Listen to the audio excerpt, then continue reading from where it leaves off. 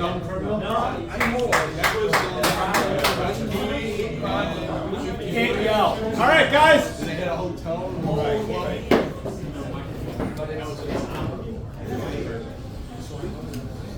Gentlemen,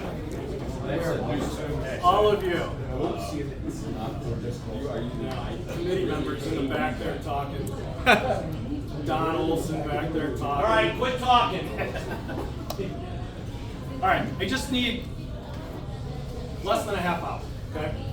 I'm going to start out by apologizing. I'm getting over the flu, so if my voice cracks, I'm not Bobby Brady. It's not puberty. Not yet. We're still working on it. But welcome. Thanks, everybody, for taking some time out of a Saturday to come here.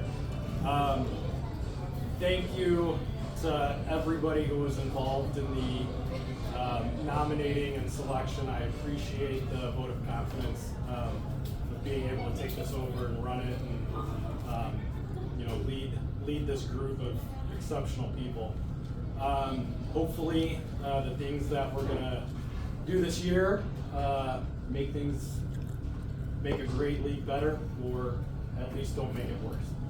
So, I have not done a presentation with an audience in a long time, so I'm going to have to do this a couple of times. I'm usually looking at a computer screen. So,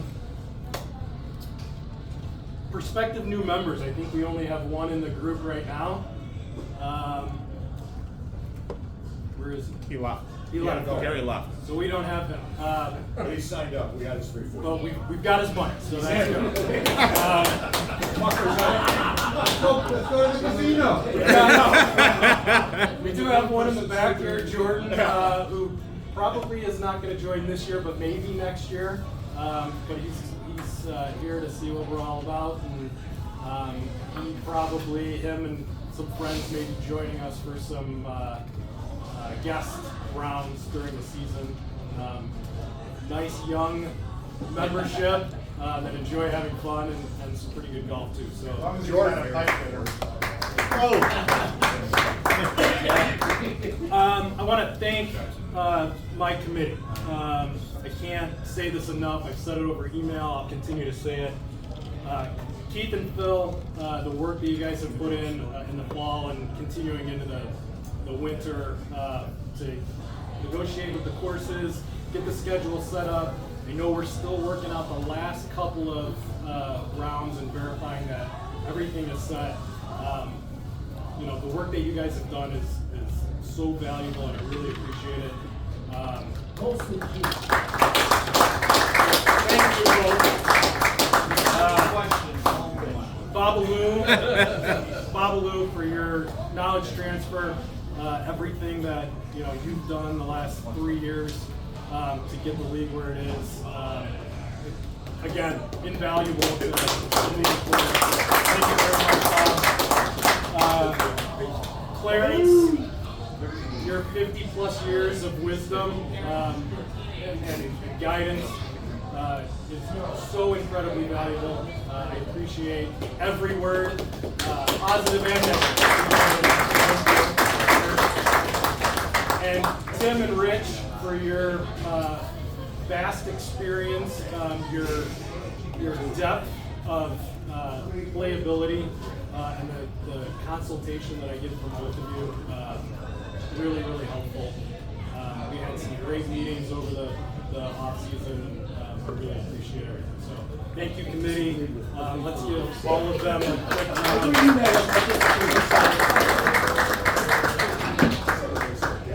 Tim's gonna be pissed that I'm saying this, but it's Tim's birthday today, so happy birthday!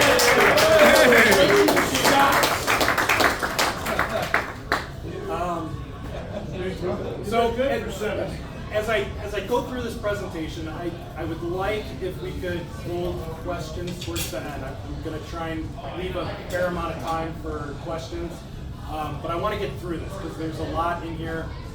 Some of you already know via the emails, but there's some new stuff, and I want to make sure that I get through it. And then I'll answer whatever questions you guys have at the end. So there's some change, right? Change isn't bad.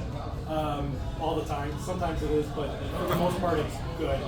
And I'm not, the things that I'm changing aren't because I thought things were bad. I'm trying to take this phenomenal league and just continuing moving it forward and making it better. Are my ideas and my choices right? I don't know, but we're gonna find out. I think one of the big things that the changes that I'm making is bringing a little bit more of the competitiveness of the league. Not that we aren't competitive, but we are competitive from weekend to weekend instead of for an entire season. So we're kind of shifting the focus to where playing throughout the season is important to get you to that. And the payoff, the majority of the payoff comes at that. So that's kind of the direction we're going. We are going to see how you as members view that. If you don't like it, we can roll things back. But I want you to keep an open mind. And as I go through the presentation, we talk about the things that are changing. Don't dismiss them. Understand how they're going to affect you. Let's play it out. Let's see how it goes. And we can adjust. The good thing about this committee is got a lot of ideas and a lot of flexibility, and we can adjust. But I want to go through this season with some of these changes and see where we're at, because I think they make us better as a league, better as an organization, keeping the spirit of competition and the integrity of the game in place. Okay? I'm a computer guy.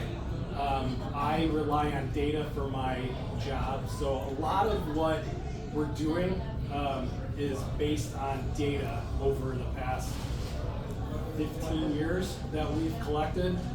So a lot of the decisions are kind of based on data. We're also not robots, so we understand how, none of us are psychiatrists, so I don't know that we understand how people think, but as golfers, we know how we think, and so we take that into consideration too. But the data speaks volumes, and so most of the decisions are based off of that data. And we'll continue to do that. We'll continue to build data as we go forward. One of the big things that I want everybody to keep in mind, and I know you all know this, but I think sometimes we lose a little bit of focus on it, is we are playing at public golf courses with a bunch of other people, and whereas we have really good relationships with these golf courses, they still kind of own us at the end of the day, right? We have to adhere to their rules and what they expect of us. So there's some things that we can and can't do, right? And we know this, right? I'm just trying to, I want to reinforce that, please. I know you guys know that, but just keep in mind, this is, we don't have carte blanche at these golf courses, and this is not, unfortunately, a tournament. Okay. Last couple of things before we get into the presentation. The website is still being updated with content. We cloned from last year, so there's still a lot of 2024 stuff on there. I'm going through and updating each of the pages. That'll be done well in advance of the start of the season. The schedule, I think, like I said, the schedule is 99% set. There's a couple of things that Keith is verifying. The events are all in there. I think with the exception of one, which we'll talk about in the presentation briefly. But that's all up on the website. And as mentioned in an earlier email, once you've paid, you should all have access to the website via browser. Once you've paid, you get registered, then you got access via the app. Everyone that paid today, I'll get your names on there this afternoon. So you'll get an email from Golf Genius, and you should be able to find it on the site. Okay. I'm gonna break from what I said. Are there any questions right now before I get into the presentation? Yes, sir. See, the point you made previously to this was we got carte blanche to these golf courses. I feel like you were making a point, but I just want to understand what the point is. Were we doing something that the course isn't happy with? Do we make a fool of ourselves somewhere? No, I'm not. I'm trying to read. Sometimes there's. Yeah. It always comes to pace of play, but it also comes to, we are still customers of the golf course. Absolutely. Right. So we play just like everybody else. We are not necessarily entitled to anything more than anybody else. Understand. Okay? That's it. There wasn't any major point. Okay. Okay. So a few numbers, and I'm going to make a little bit of a point here. As a league, we played 848 rounds last year. We requested at the beginning of the year over 1,600 rounds from the golf course. The 2 points I'm going to make on this are, first of all, we start out the season by requesting 1,600 rounds from the golf course. And then week over week, we work with the golf courses on how many tee times we're actually filled. So the golf courses love the fact that we are requesting this many rounds, but we're playing roughly half of what we've requested. What I'm getting to here is the amount of play that we're doing and the perks that we get because of it. So none of our golf courses have complained. We'll start there. They love us. They want us to continue, but we've got to keep playing. There's two ways that we keep doing that. One is everybody plays more rounds, or we increase our membership. I want to keep trying to increase that membership. There's a couple of reasons. So with 39 members, which is what we had last year, that averaged out to 22 rounds per person. Some people played less, some people played a whole lot more. If we had 45 members, that average could have gotten cut down to 19. Now we have several people who won't get to the 20 rounds that they need for the minimum rounds to get into the TPGL championship.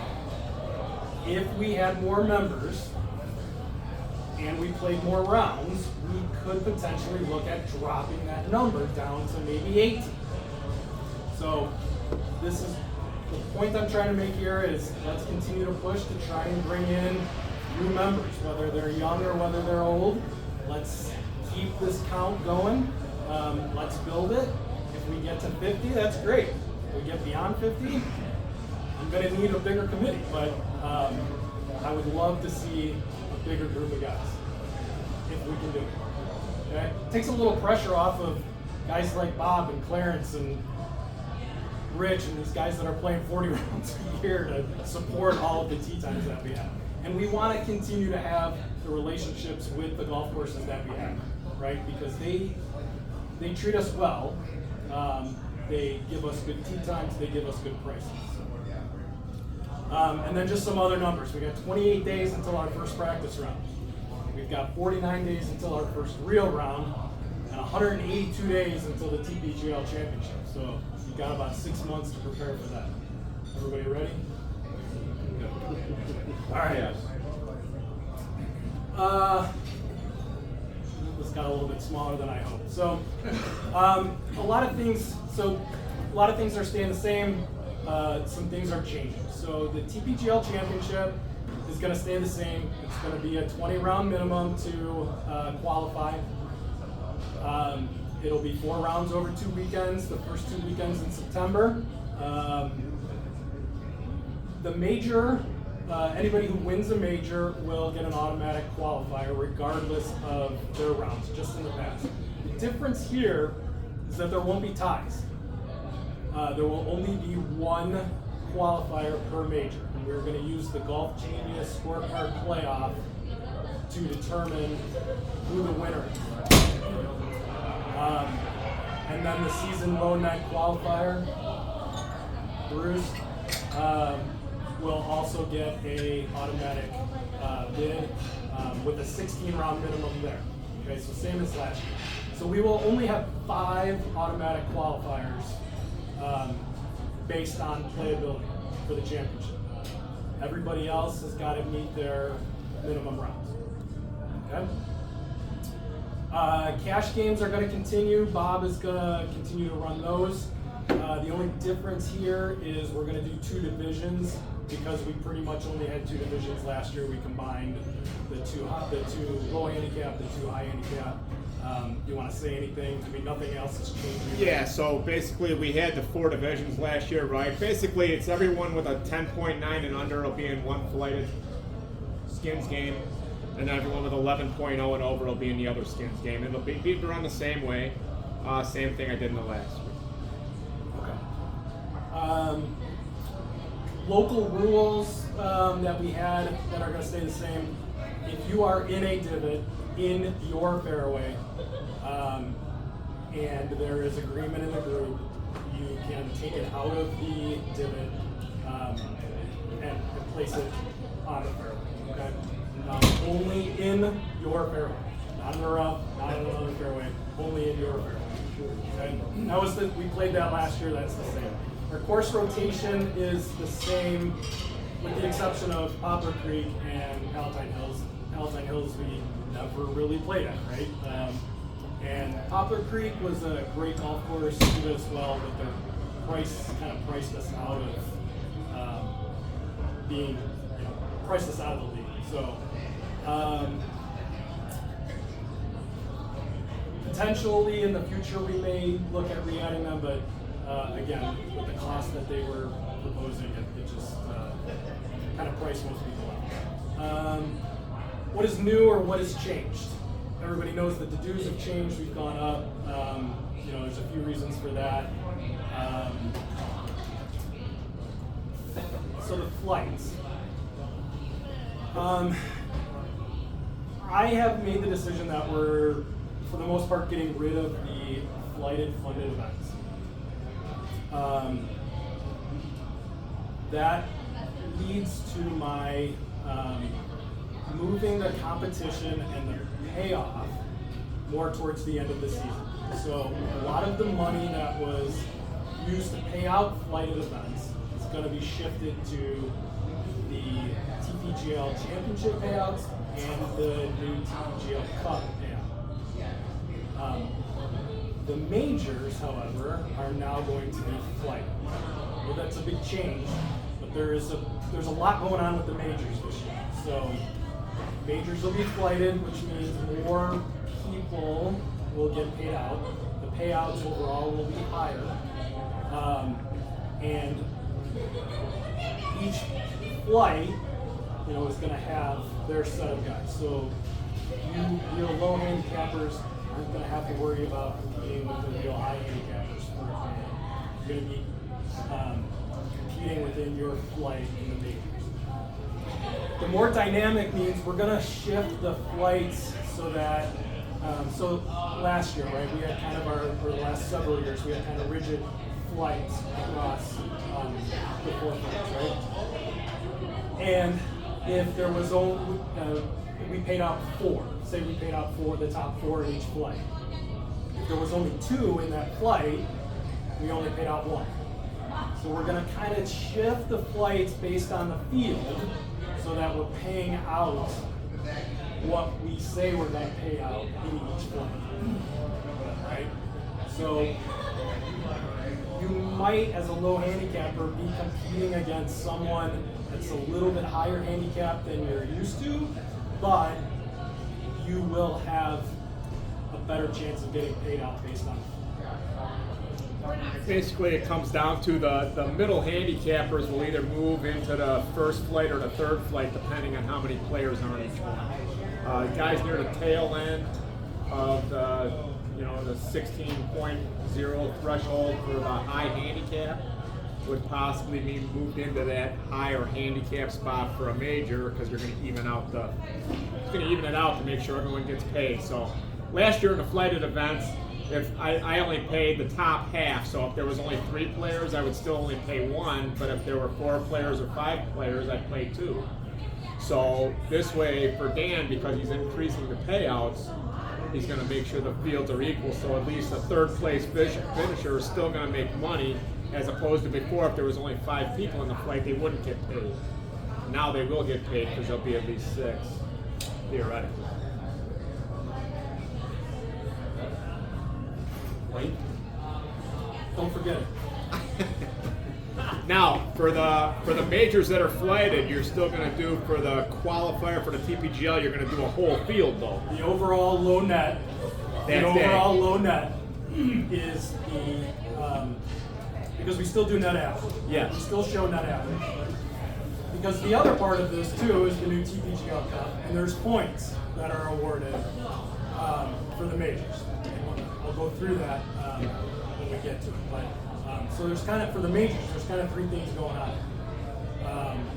And so there is the overall net average, and the low net is the qualifier. Again, if there's ties up at the top, we're going to use the Golf Genius scorecard. Just be aware when you're on Golf Genius on the day you're playing, there's going to be multiple standing sheets for, especially for the majors. There's going to be more than just the one standing sheet, right? There's going to be standings for that. There's going to be standings for your flighted event, standings for the skins and everything. So Golf Genius, it'll be pretty hectic on a flighted event day. We might have anywhere from 8 or 9 different tabs to click on to see where you're at. That's a lot of work. Actually, We can barely put the scores in right as the easiest thing to do is just put the scores in and worry about the scorecard later. There we go. Okay. Change in rules. I'm going to just mention these, and then we'll go through the out of bounds rule a little bit. So we're making a change to the out of bounds rule. Sand traps. We are playing the ball down in sand traps this year. The only exception to that is if there is an obvious and a group agreed that your ball is in a footprint. But no touching the ball otherwise. Okay? Playing them down. We'll talk to the courses again. We don't necessarily have carte blanche, but we'll talk to the courses about making sure they're doing what they're supposed to do. Okay. Let's get on to the new stuff. Fun stuff. League funded closest to the pin for the majors. I'll go through it. I got a whole other sheet for it. League funded closest to the pin for the majors. So we're going to do 2 holes and 2 tee boxes.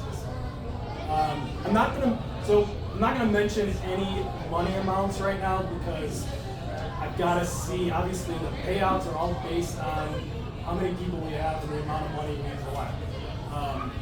But we had discussed $50 per hole per tee. So it's $200 total. It's $800 total for the 4 majors. Okay. You don't have to put in any money. This is funded by the league. Okay. Just another opportunity to win a little bit of money. Just like most of the skins events, I didn't really have it close to the pin unless we had a field over 20, just for the fact that it would bring down the skins total. So for the most part, the closest to the pins will only be during the majors unless we have a real big day where we have a bunch of people, then I'll set up a closest to the pin like we did in the past. Social media, we've talked a lot about it. I want to try and keep using it as an engagement tool with the community, with the golf courses, and with us too. The video that I put out on YouTube, something that we created a really long time ago. If time and resources allow, I'd like to do another one this year. Currently recording this for all of our snowbirds who couldn't make it. I'm going to put that out there too so that they can watch this. But I have the social media accounts that are set up that I passed out.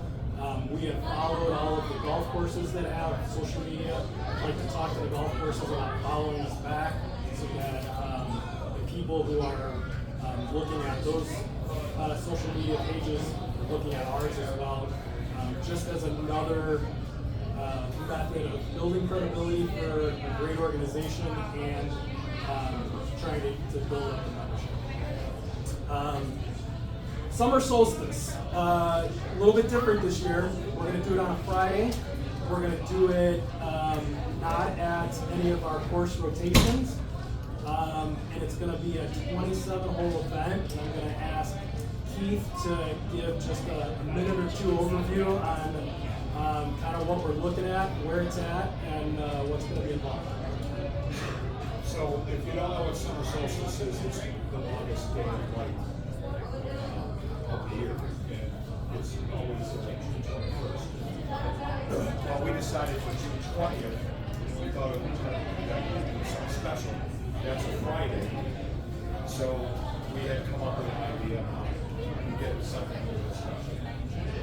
Mark Smith called me, and he was having lunch out of Redtail, which is a course that he normally plays on the league. And he had happened to mention to the pro about TPGL, and the guy absolutely would love to have us involved in some of that stuff. I called him and said, well, we don't really have room because our schedule's done, but we've got this one date that we want to do some stuff. And I pitched him a deal where I said, if you really want to show your golf course off, why don't we come up with something? So we would play our 18-hole round in the morning. You would break for lunch, and then a half hour, an hour later, you go back out for nine. No charge.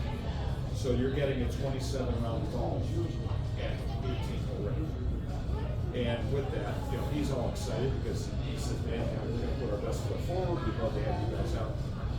As put into the rotation down the road. I said, well, I'm not promising anything. I said, but, the great thing about our group is that they'll give us you an honest assessment. They just rebuilt the clubhouse. They put some money in the place. He wants to show it off. So that's kind of what we're doing. Another idea we can do down the road that I mentioned to Dan, and I think he first said, I think you're nuts. But then he said, the more I think about it, it's great. We take a course like Randall Oaks, and we say we're going to play the 18-hole round, and they've got that little land. So maybe sometime we play 18 holes, and then we do something really fun on that little 9 holes. So that's something we can look at down the road. We wanted to give this guy Redtail a shot and see how it works. So I encourage all you guys on the 20th to make it up your schedules. If you can make it on that one, we show him a little love. He shows us some love down the road. You always want to be nice to these courses because you never know what happens. And as Dan said, Powder Creek's a great course. I love having it in the list, but they've got to answer people, and when their prices go up and it doesn't fit into our business model, it's got to go. Same thing that happened at Sheffield. So only one course, I believe, is going up in price, and it's slight. It's Prairie Isle, and I think it's just because of taxes or something. Right now, I think everybody is a little bit of price for it. Bonnybrook is still going to be $50. Right now it is. Wow. The only thing I gotta do at Bonnybrook is I gotta sit over at Joe Siobhan, who's the GM, and make sure he's got our pricing in the system the day we're playing. So what, so that there's no aggregation and all that shit. Well, and what I'll do is, I've gotten to know him because we saw, a bunch of us saw him at the golf show. I'll go out there, I'm gonna send out and make sure that they've got all our dates again, we're all locked in, and then I'll sit down with them and see that he puts that in the system. So all you do is say, we're in TPGL, and hopefully these people at the counter know, like a lot of courses, punch your name in or hit the TPGL button, and there's a special place. Where is Red Town? It's in the village of Lakewood, Right down from Pine Crest. It's just east of Pine Crest. and it's south of Turnberry. To be honest, Mike, I've never played the course. It's a great course. It's a fun course. A lot of people like the course, and I guess supposedly they were working out of the trailer as they were rebuilding the clubhouse. I'm assuming Mark Smith did the lunch in the trailer. So He said it was great.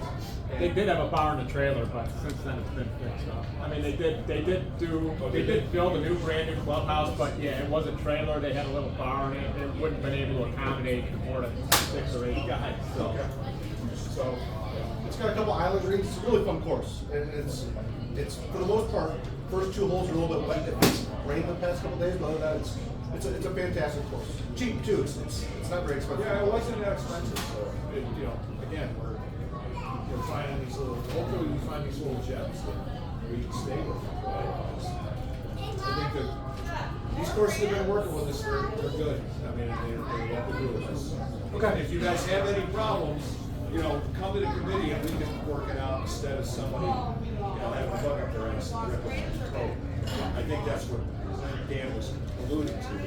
We just want to try to overlook that. So you come to us and we'll handle it. Thanks. Thanks, Keith. Okay, I'm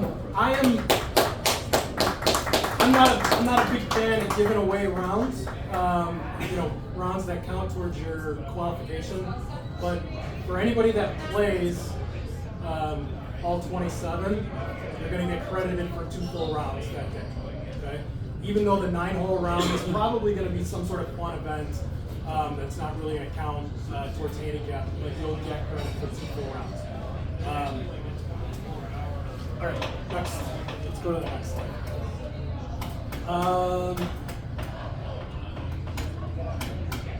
Talked about all of that, so go ahead and go to the next one. All right, out of bounds rule. The long and the short of this rule is we are eliminating the going back to the fairway. I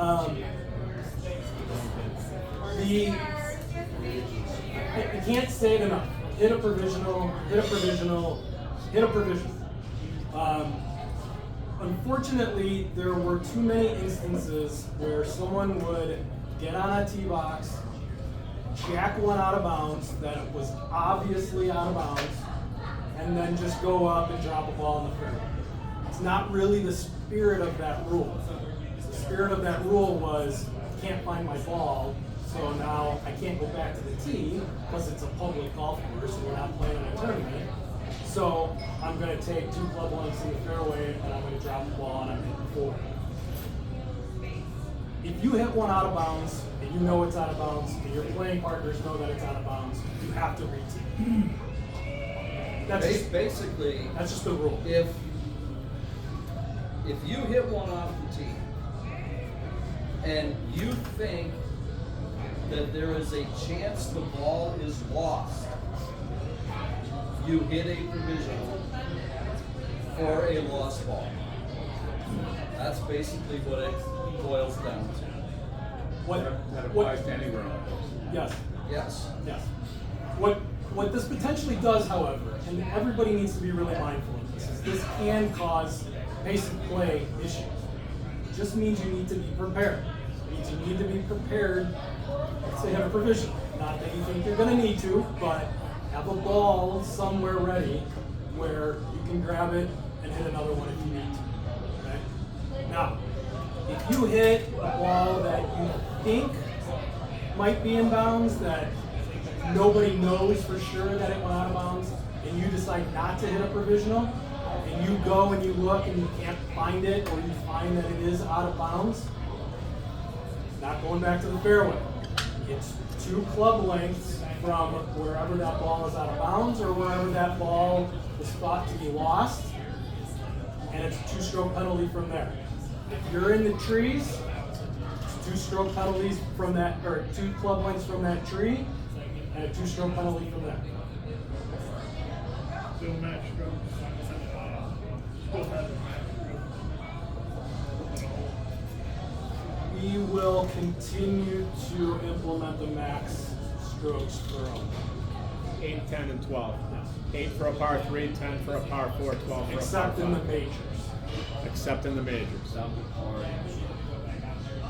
How about, you said lost, how about 11 on the prairie where you hit off the tee and go, could be lost, could be red, hit another. Hit another. I don't think I've ever hit another. Thank you, sir. No, you know you're out probably, you know you're red, so you don't have to red, drop Well, that's different because that's red. That's red. But you said loss, you know it's loss. Right? Yeah, but because that's red, that's not a lost ball. There's a difference. There's a difference. You can't play a provisional for a red stake. You can only play provisionals for white stakes. Those are red. So on that one, Plus, you wouldn't want to hit a provisional for a red stake anyway, otherwise you're hitting 4 from where the second one lands as opposed to dropping and hitting 3. Yeah, no, I got it. But you such a guess pattern there, which you really did. No. Have the rules work for you, that's right. We are going to stick pretty closely. In fact, we've got a proposal to actually time the surges. 3 minutes. That is our surge rule. 3 minutes. And don't be surprised if somebody pulls out a stopwatch. It's not fair when somebody looks for 7 minutes and somebody else is only looking for 3. One of the big things that we talked about in previous years that also helps is if you're the guy that hits a bad shot, you immediately go and you start looking for your ball. Everybody else, go hit your next shot. Do that first. Hit your next shot, then you can go help if it's still within the 3 minutes. Okay? Hold on a second. And the other thing, since we're on basic play, we play ready golf, period. There doesn't need to be asking, am I away, are you away? If you're ready, hit your shot. If you're not, get through your routine and hit your shot, okay? People standing on greens and people standing in the middle of the fairway waiting for somebody else to hit. If you're ready, hit. Be respectful, don't hit in the middle of somebody else's backswing, but when you're ready, hit your shot, okay? Joe. I usually hit my ball about 400 dead straight every time, so I do lose a lot of balls in the rough or anything like that. But my question is for my playing partners I'm with who do actually hit when our bounce gate is going. The 3 minutes does it start when you start looking for the ball? I mean, I got people playing behind me. It starts the minute the person whose ball it is starts to look for it. Okay, so I get the 3 minute timer, and if someone wants to pull a phone out and time me, that's fine. However, if I'm ahead of the person who's going to be hitting the ball, It starts when you get there. okay, I understand that, but I guess my question is if we're gonna is the person sitting in the cart next to me going to say, okay, Joe, you got 3 minutes starting now, and I get to go on a little scavenger hunt, or is there going to be a little bit of a gentleman's like, hey, I think it's been 3 minutes. Let's wrap this up. I mean, where do we draw the line? We draw the line when it becomes a problem. Okay, perfect. We've been mostly gentlemanly about it for this many years. If it becomes a problem, then we have to take action. I guess, Joe, it's don't have a picnic. And hopefully everybody is still, being cordial and helping that guy find the ball because obviously he doesn't know where it's at. That's why it's lost. Right. If we can believe that 6 inches, 3 minutes is Right. Like I said, I hit it dead straight every time, so I'm not worried about it. No, Joe, we appreciate you bringing it up for everybody else. You're just thinking of one. Yeah, we appreciate it. And you would have a round total of 12 minutes. That's it. And that's it. Only 12. So really the takeaway here is, when in doubt, hit a provisional. Just in case you didn't get that. So, One more thing, and not that this has ever happened to me, but let's just say you're playing on a hole and the closest out of bounds from where you think your ball went is 150, 200 yards on either side. The only thing in the way of you not finding your ball would be some goofballs in the other fairway that maybe pick your ball up that don't admit to picking your ball. so Not that that's ever happened to me. I have a couple of ways to respond to that. I can give you the Dan, not commissioner response, and that is, don't hit your ball 2 fairways over. That's the first one. No, not. The guy not keeps that I thinking ever, about that. not that I ever did this, but that I think if a person didn't hit 2 fairways over, maybe missed their own fairway by like 15 yards. So we run into this every year, right? I think every the year rubber animal. we've had an issue where somebody's hit another group has hit our ball. This is part of playing on a public golf course. My stance as commissioner on this is, if you hit the ball in your fairway and somebody hits your ball, you get to drop your ball at that place and you keep playing as if nothing happened. Right? If you hit your ball in the rough or in the trees or in another fairway and somebody hits your ball, it's a lost ball. Fairway is where you're supposed to be. Unless you physically see them do it. Unless you physically But see them we've do it seen that and can before. confront them without incident. If you can confront them and say, bringing my joy ball with was you." here and you hit it, right? We'll sort it out. There's been plenty of instances. I mean, 10 at Foxford. You hit your ball in the trees on the right, guys are coming up 18, and that's a cluster. Excuse my language. That's a cluster right there. I think 3 times last year I lost the ball in those trees, and that's weird because there's a lot of grass under those trees. So, Well, this particular thing though, I mean, there was really nothing around that you could do. You know what I mean? Like, it wasn't like it was a tree infested thing or the grass was high. Like, when you get out there, you expect to find the ball somewhere. Yeah, that's right, Isn't that same situation? I don't And the guys that are on the other side of it, like either they're too dumb or too scared or whatever to admit that they like picked the ball up. Because literally, the ball had to be there somewhere unless someone. Do you have a 9-iron in your hand when you ask them? Well, that's part of the problem. Well, and I'm not just talking Okay, about me. I Wesley, mean, we I don't don't- think that's fair for anybody. And I know that it's hard because, like, all right, well, where do you put the ball down? You know, I mean, it's. Well, you're the other fairway, you're. I don't know that I can give you a definitive answer on that. I think as a committee, we will rule on things like that as they come up. Well, we keep talking about the other fairway too. My ball probably wasn't in the other fairway. These guys were driving all over, and like I said, it was offline a little bit. But there's no reason we shouldn't have found it. So this also goes to something I've observed over the past couple of years too, and that's just can't think of the right word. Use the wrong one. Paying attention to what's going on around you and within your group. So with the multiple tee boxes, we sometimes get into a situation where we've got maybe one guy on the back tee, 3 guys on the front tee, 2 and 2 or whatever it is.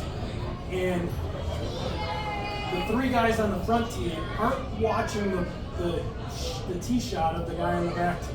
That leaves him out on an island by himself to make sure that he knows where his ball goes. Help him out. Help the guy out. He's gonna watch you hit your shot. Like, let's pay attention to what's going on around us.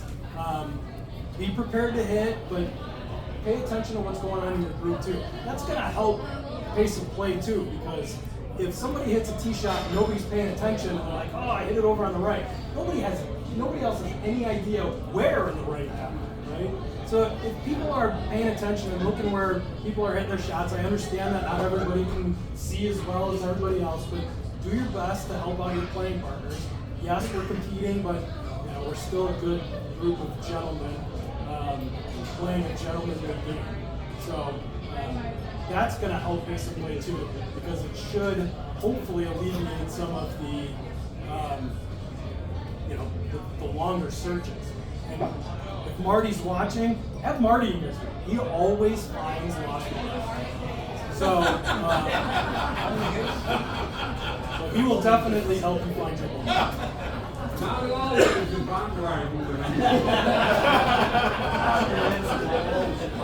All right, we beat that one to death. You might want to edit it. Okay, we talked about the summer solstice, the TPGL Cup. I sent this out in an email. If you guys read it, it is essentially how the FedEx Cup is run on the PGA Tour. Points will be awarded based on your standings for the day. We are going to give the lowest net for the day on Friday and holiday rounds, 2,000 points. 1,900 points for second, 1,800 for third, all the way on down. This should cover points for everybody. Typically don't have more than 20 guys on a Friday or a holiday. No flights. No flights. All based on net score. Okay. For regular weekends, Saturday, Sunday rounds, 3,000 points will be low net, minus 100 for each position after that. For the majors, top is 5,000 points. So if you get low net in a major, 5,000 points. But that's the whole, Full The field. whole field. not right. Again, TPGL Cup, qualifier is whole field. Payouts for the majors are flight. So for the majors, if you got a low net, 5,000 points. We're also going to use the scorecard playoff for the low net, 5,000 points. Now the difference is for second place, it's 4,500. So there's a premium put on winning a major points wise. Okay? We will take all of those points, add them up. For anybody who plays 16 rounds, you are qualified to get paid out in the TPGL Cup. For somebody who plays 40 rounds, we're going to take your top 16 highest point rounds. Now, the immediate argument is if you play more, you have an advantage. Maybe, and yes, okay. I'm not trying to encourage not playing a lot of rounds. I've said it over and over. You need people to play as much as you possibly can. I know not everybody can. I understand it. I get it. Took 10 years off because of it. But we need, the encouragement is to play as much as you can. So you will get your top 16 highest point rounds will be summed up. That will be your point total for the TPGL Cup. On September 2nd, I think it's September 2nd, whatever the last round of the regular season is, whatever those standings are, the top 10 will get paid out. Based on preliminary numbers on membership and dues and the amount we're bringing in, the payouts are significant. And significant being higher than what we paid out for the TPGL Championship last year, and that means also that the TPGL Championship payouts are going to be significantly higher as well. This isn't replacing the low net, this is separate. Yeah. Separate, total, completely separate You can win both, competition. yeah. It's basically taking out the flighted events we used to have. It's into this TPGL Cup now instead. All the flighted events that we did, now it's just TPGL Cup. So low net is every member. You're at the TPGL Cup is the low 16. Right. Total. So if you only play 16 rounds, your 16 point totals are going to be, that's going to be your point total. If you play 22, we'll drop the 6 lowest. And by Tuesday, I'll try to commit, by every Tuesday, I will have the updated standings on golf teams. I'm going to do them manually this first year, just to see, we might do it in parallel to see how golf teams handles it. But I'm going to do it manually to make sure that everything calculates properly. And then I'll have them posted by Tuesday of every week so that everybody knows where they stand. Until people start hitting 16 rounds, it's just going to be point totals until we get there. I'll obviously highlight who's got 16 rounds in, how many rounds are played, what the point totals are. So that's the TPGL Cup. The difference between this and FedEx is there isn't a playoff. I had initially proposed a playoff, but man, did it make September look. So we said we're just going to do it as a regular season event and pay off the top 10 at the season. There is potential that maybe in the future this replaces the TPGL championship and we do a playoff, but again, let's see how this goes, let's see how this is received, if there's any enhancements to it. If you guys hate it, you get rid of it. If you love it, you enhance it. Okay? I think that's it. That's it. Alright, hit me with questions that you haven't already asked. How does Golf Genius break time? They can break them however they want, however we want. We can do it on the hardest handicap hole, the last 3 holes. We can set it up however we want. It's going to be up to the commissioners how we do it. So the USGA, They can go by the number 1 handicap hole, the number 2 handicap hole, so on and so forth. the USGA tiebreaker is back 9,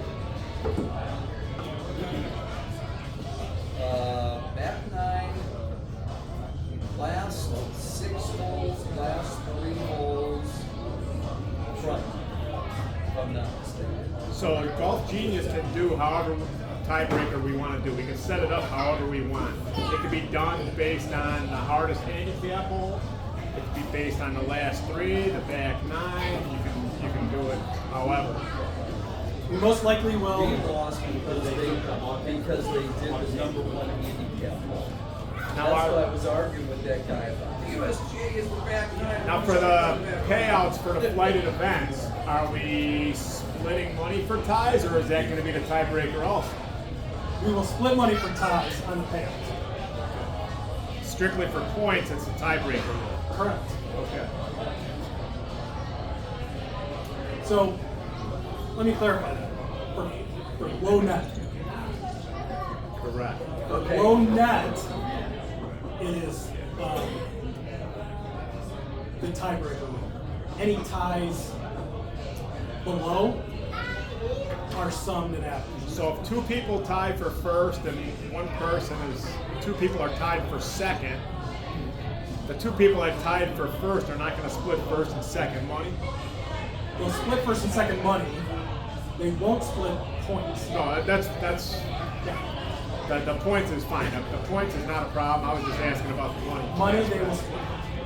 Okay, USGA tiebreaker is last 9, last 6, last 3, 18th hole. That's what their official tiebreaker. We try to follow USGA whenever we can, so we will most likely follow that playoff rule. Any other questions? What else? Here's a scenario, and it happened this year. I'm with Pat Notar. 15th hole, steeplechase.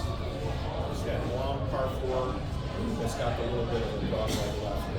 Second shot. We both hit our ball into the right of the trees. Straight up. We're in the last group. There are guys coming down to the team on TPGL that are in the trees, and neither of us flagged our golf. We ask them, no, we're all good. So the rule would be we just make a decision and enforce where we think the ball is going to be at, and we put the ball down with no penalty. No, I don't think It's a lost ball. In the trees. so. Good chance that those guys hit your ball. Hold on. Good chance that they hit your ball, you know it, and they lie. That's a penalty on you. Yeah. Wow. Keith, how else are you gonna fairly justify that? If you did not see them pick up your ball, you can't assume they picked up the ball. You just didn't find it. Keith, it happened to me at Prairie Isle. It was on 18, hit by 2 shots to the right of that right bunker that most people go where people were coming up one. everybody in our group, I think probably was in the group. We walked right up, we knew exactly where my ball was, the ball was not there. We could only assume that it was the group on the first tee that took it. I had to take my penalty. Well, Tim, I had no choice because I was not in the penalty. I was with you. You were with me. And Dan, you guys would play together. And there were 2 balls in the bunker. And then we went to look for my ball way left. And then when we came back, your ball was no longer in the bunker. But there was a ball that was in the grass at the top of the bunker. That was somebody from the first hole. But we saw Tim's ball in the bunker. Then they came to help me look for mine. We were able to eye it because of my mark on the ball. We eyed it and then It's went like- over and helped Rich. With Keith or Bob, we were at Randall Oaks. First hole. No, we were on the 7th hole. They hit their 2 balls in the fairway on the left side. Once again, we were looking for my ball to the right, and when we came back, one of their 2 balls was one. We had seen them both there. We had driven up and went, there's Bob and Keith. So what is the moral of the story? Right, exactly. If the ball, if the ball was there and identified, Right. then the ball can be replaced. Identified, then it's no longer there. Take penalty. There's no penalty. I was assessed to help Rich, even though we had identified it. You gotta have a ball in your pocket. It's the Marty. When we identified, like Rich said, we went up and saw the mark on my ball, and then we went across. When we came back to my ball to hit it, it wasn't there anymore. It was gone. I had to take the. I would not rule a penalty on that. If you identified the ball as being there, Well, Tim, That's what happened to you is why we ended up changing the rule after that round. We Because we said, talked no, we about it. can't. I that- remember you guys as a committee were talking about it. That we said, this is wrong. This is not correct. You should get penalized after your ball has been identified. Maybe drop a head front of a towel or a hat If you assume Yeah, and you know what? Somebody. That would be gone. Keith, in retrospect, that's exactly what we should have done, is throw a towel down or a head cover down. Knowing that, all right, we marked this, we know where it is, and let's move on. all right, Andy, yeah, we got. So, going back to the TPGL Cup. Yep. Now, on the PGA Tour, if you play 40 events and you make points all 40 times, you've collected all those points, right? If you play only 10 events, you happen to win all 10, you might win the cup, or you might qualify. I just think the committee should.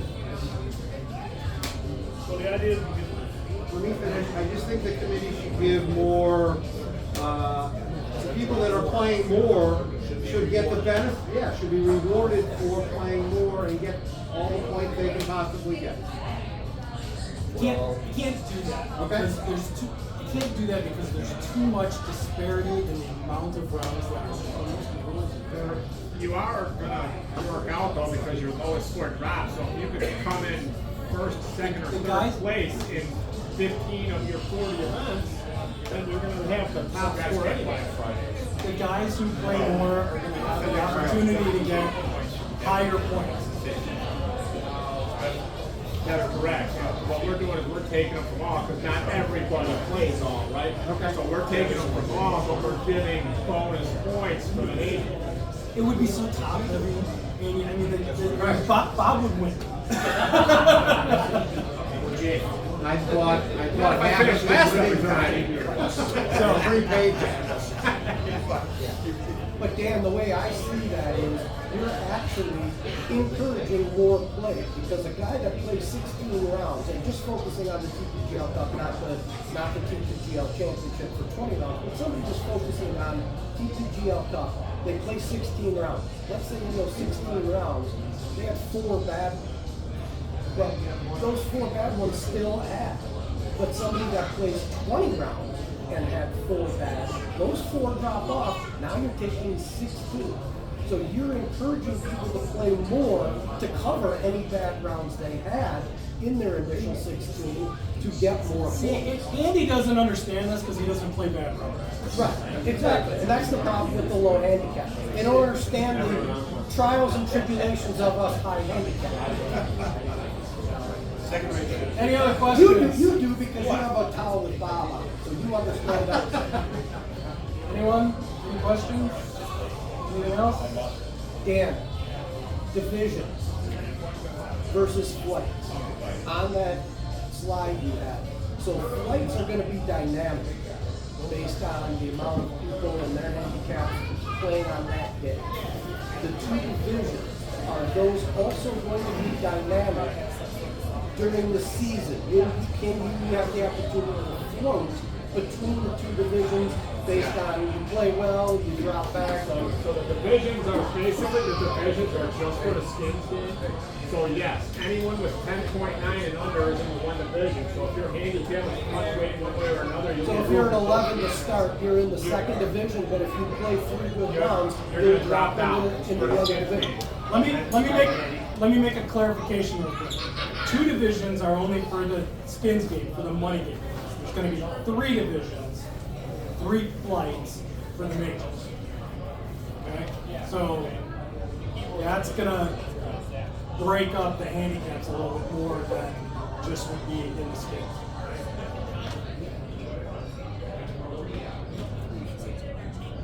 And the flights will depend on how many guys are playing in that major. In that event. So if there's 24 guys, the low 8 guys that are playing that day will be in the first one. Then the next 8, then the next 8. So the first flight could be from a 1 handicap to a 10 handicap. If the 10 handicap or 11 handicap, whatever, is the 8th guy. And so, And yes, then it you goes low on guys to the are next competing against guys with a little bit higher handicap, but you're not for money. You're not competing against them. You're not competing against the 25. Right, so you got a better chance of it. We're obviously going to err on keeping the flights as close to the same handicap as possible, right? So if there's 22 players, we're not going to front load the low handicap spots in the 10 handicap, or just to make that have 8 and everyone else has 6. We're going to split them up evenly best we can, and wherever those extra 2 golfers finish for the handicap, I think where they would go. So again, data driven, but we have some subjectivity to how we handle it. Any other questions? Gift card to the casino. All right. Thank you guys. Appreciate it.